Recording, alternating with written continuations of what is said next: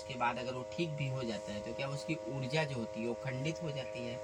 क्या वो मतलब वो उतना ऊर्जावान नहीं रहता जैसे नहीं पहले वो उसको वो, लगता वो है? तो अगर गलत कर दिया है, मान लो पति ने या किसी ने उसको खिला पिला दिया है वशीकरण, या जो भी खिलाया पिलाया है, उसकी गतिमति मतलब शून्य में है, हम्म।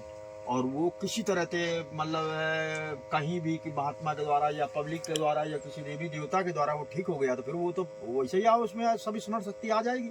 हाँ, शक्ति आ जाएगी, लेकिन जैसे बीच बीच में लगेगा कि बाधक शक्ति कोई अंदर रह जाती है हाँ, क्या? वो अगर उसमें कुछ बराबर गड़बड़ी रही है, उसको निकाल नहीं पाया है देवी देवता जो भी वशीकरण किया है उसका निश्चित रूप में जो है ना अलग नहीं कर पाया है, तो वो जैसे भूत प्रेत है, किसी को कभी कभी आ जाते हैं ना, हमेशा नहीं, वो कभी कभी आता है भूत प्रेत चुड़ैल किसी पर आ जाते हैं ना, जिंद ब्रह्मराज रोज नहीं आएंगे पर कभी कभी आ जाते हैं, हाँ। तो वो फिर उसका मतलब भारी लगेगा, भारीपन, हम्म। उसका मतलब कुछ अंश है अभी हाँ। वशीकरण का या मंत्र का या भूत प्रेत का निश्चित रूप से वो अलग नहीं हुआ है, तो उसमें ऐसा हो सकता है। मतलब ये विधान ये है कि कोई करा दिया है वशीकरण या किसी तरह से भूत प्रेत लग गया है और जानकारी वाला है और उसको निकाल दिया है, फिर वो जो कहते हैं पहले जैसा हो जाएगा, अच्छा हो जाएगा, और उसको उस तरह निकालने वाला हो, उस तरह से उसको जानकारी जिसको होए कि हाँ भाई तुम्हें मंत्र ये कहा गया वशीकरण, हम इसको ठीक कर सकते हैं, वो ठीक सही ठीक करने वाला है तो ठीक हो जाएगा, पहले जैसे था वैसे, वो गतिमति जैसा उसका सब था पहले जैसा हो जाएगा।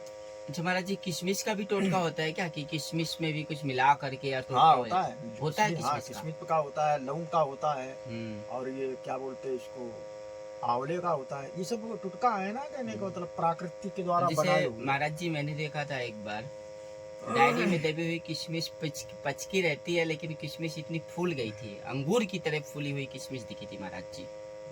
तो वो ऐसा होता है इसमें, अब वो बोल रहे हो ना, हाँ। वो उसमें कुछ उसका प्रभाव नहीं होता है किस्मत का, हाँ। वो कुछ किया गया है ना उसमें, तब वो फिर ऐसा, हाँ, ऐसा फूला हुआ दिखा था हाँ महाराज वो जी। मतलब ऐसा हो जाएगा, उसमें कुछ किसी ने जहाँ तंत्र मंत्र किया है तो वो तंत्र मंत्र किया है, फिर उसका अलग आकार बन जाएगा। हाँ बिल्कुल एकदम गोल हाँ वो आकार बन जाएगा आकार, मतलब वो अपने को मालूम नहीं पड़ेगा, उसमें दिखेगा नहीं, पर हाँ। जो जानकार है वो समझ जाएगा।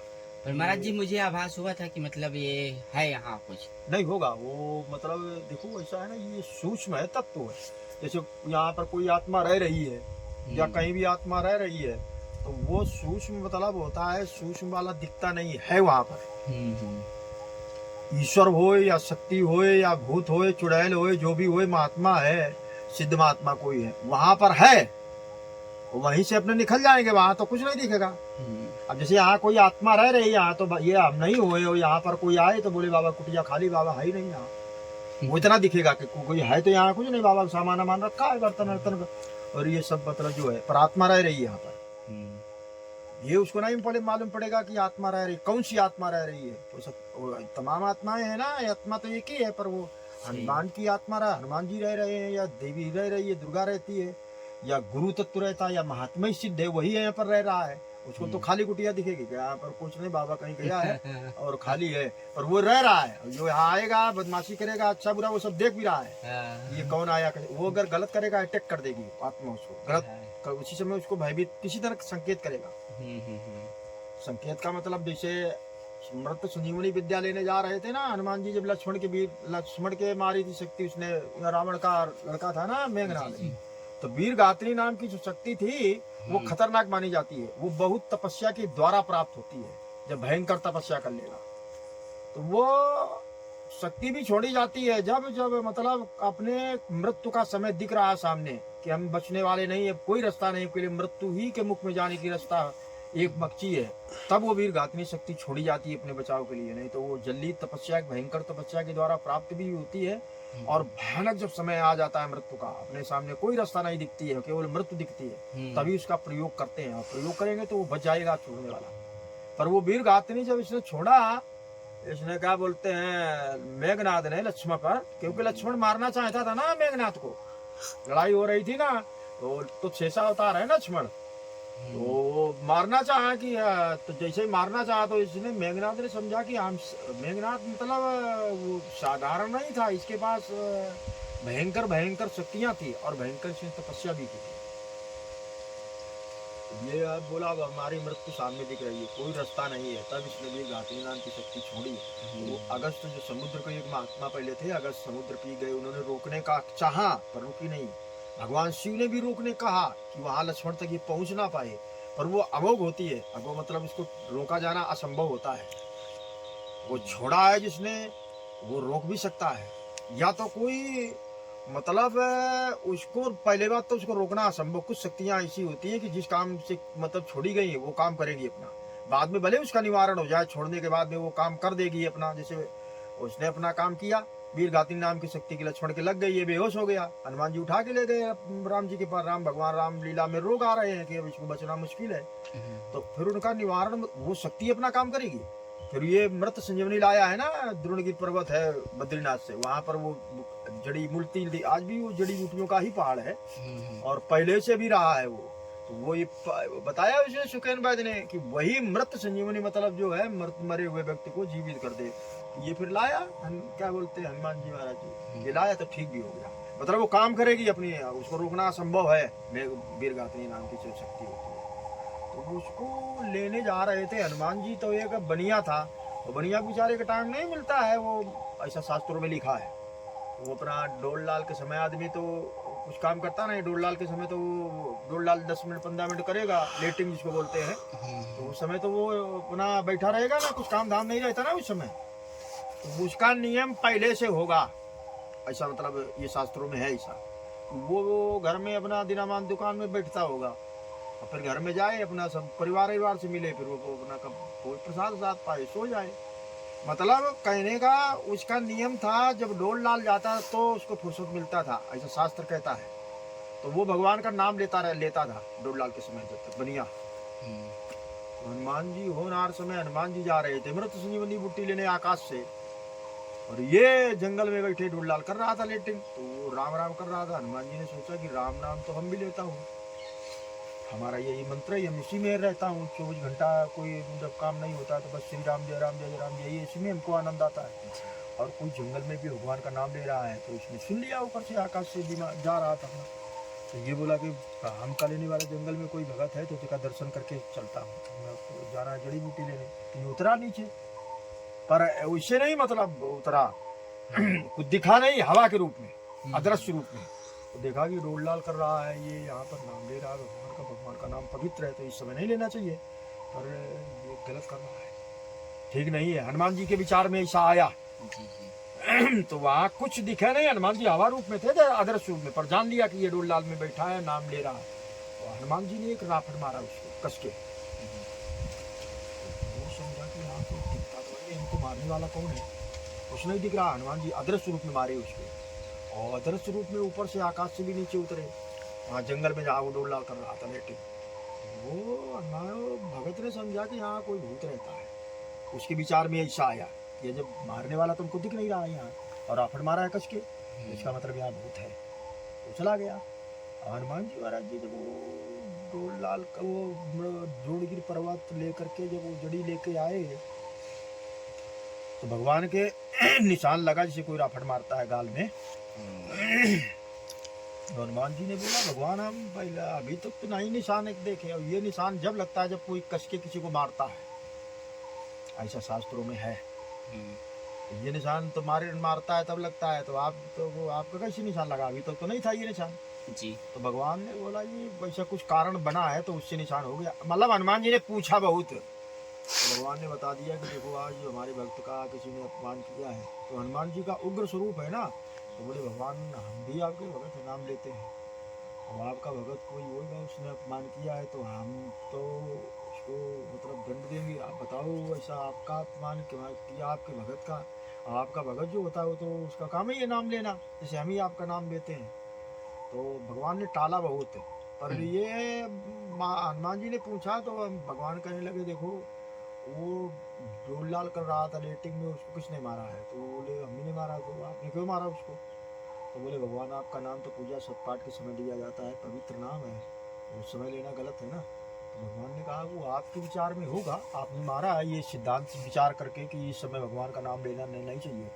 पूजा पाठ है वो नहीं कर सकता है शुद्ध स्थिति में, वो घर में ही कर सकता है, पर हम नाम में छूट है शास्त्रों में, और स्वयं परमात्मा ने कहा, भगवान ने हमें बताया है छूट है। परमात्मा के नाम लेने में राम है कृष्ण है, ये मतलब डोल लाल करते समय, खाते पीते या पूजा के समय या चलते फिरते कहीं किसी स्थिति में तो राम कृष्ण नाम, ये शिव का नाम, ये नामों में छूट है, मंत्र में छूट नहीं है।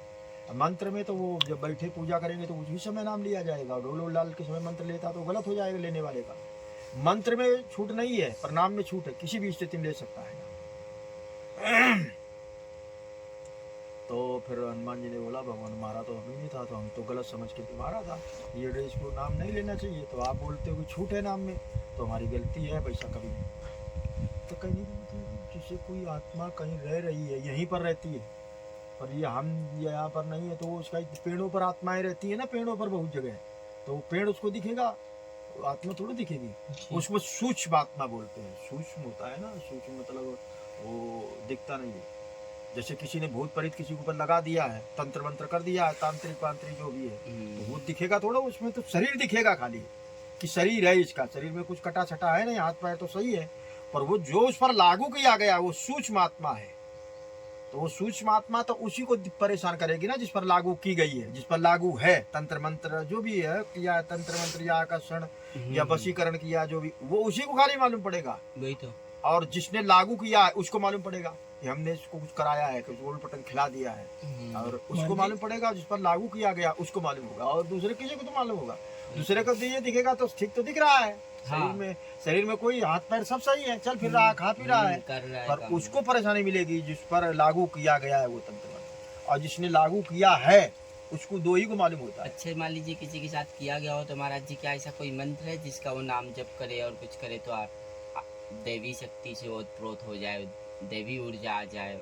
हाँ वो नाम है, उसका नाम है, मतलब वो अगर ऐसा ले रहा है ना कि हनुमान जी इसमें रक्षा करते हैं ना, हनुमान जी महाराज जी का ऐसा है कि हनुमान जी जिसका रक्षा करते हैं तो बड़े ये मतलब वो तंत्र मंत्र कोई बला बाधा हो ना, इनमें छूट है, ये सब तोड़ थाड़ देते हैं। ब्रह्म फांस, जब जैसे मेघनाद आना था ब्रह्म फांस में, तो हनुमान जी पर लागू नहीं है, हनुमान जी को छूट है सब मंत्रों से। भले चाहे भगवान शिव का जो है ना नारायण अस्त्र हो, पशुपति भगवान शिव का पशुपात्रनाथ हो, और ये ब्रह्म का ब्रह्मास्त्र हो, देवी का, ये सब इनको अस्त्र वरदान मिल चुका है पहले ही कि छूट है, ये किसी के बंधन में नहीं आ सकते हैं। ब्रह्म फांस में तो इससे बंधे थे कि इनको लंका में जाना था पता लगाने माता सीता का, तो बोले ठीक है हम तो इसे भी पता लगाने जा रहे थे, और ये ब्रह्म फांस में हमको बांधा है, तो ब्रह्म फांस पर लागू नहीं होगी, तो ब्रह्म फांस हम अपनी मर्जी से बन जाता हूँ।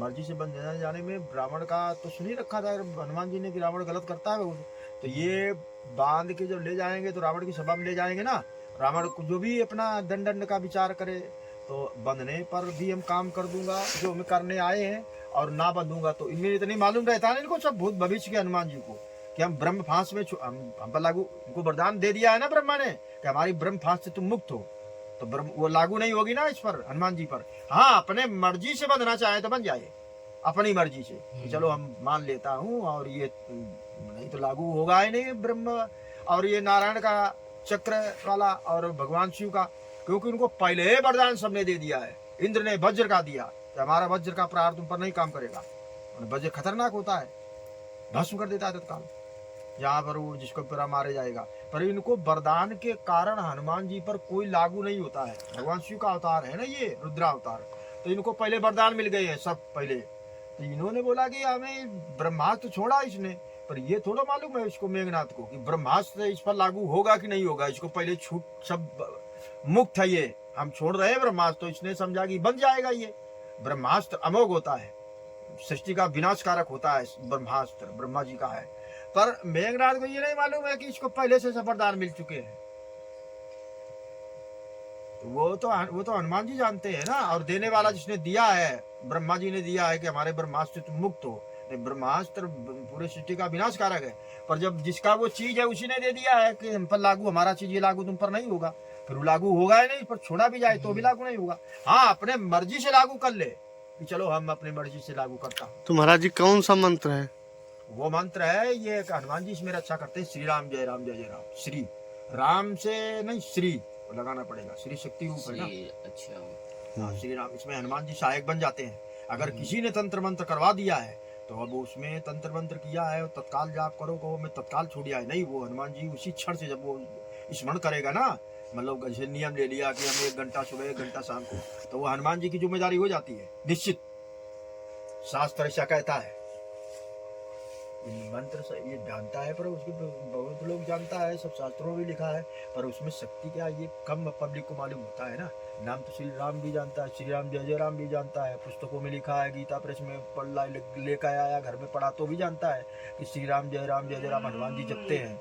पर उसको ये नहीं मालूम शास्त्र में लिखा होता है कि मतलब शास्त्रों में लिखा भी है, तो वो इतना फिर ध्यान दे कि इसमें ये नाम क्या क्या काम करेगा, ये नाम कहाँ तक पावर रखता है, इसमें पावर कितना है ये नाम में, शिव नाम में या देवी नाम में जी या माता नाम में या भगवान कृष्ण के नाम में और राधा के नाम में, ये मतलब इसके अंदर पावर कितना है, ये क्या क्या काम कर सकता है, ये नहीं मालूम होता पब्लिक को। ये मालूम होता है किसी किसी को, पब्लिक को मालूम होता है, पर जो बहुत भक्ति भाव से रहता है ना उसको ये बात मालूम होती है, नहीं तो साधारण स्थिति में मालूम हो ही नहीं पाएगी।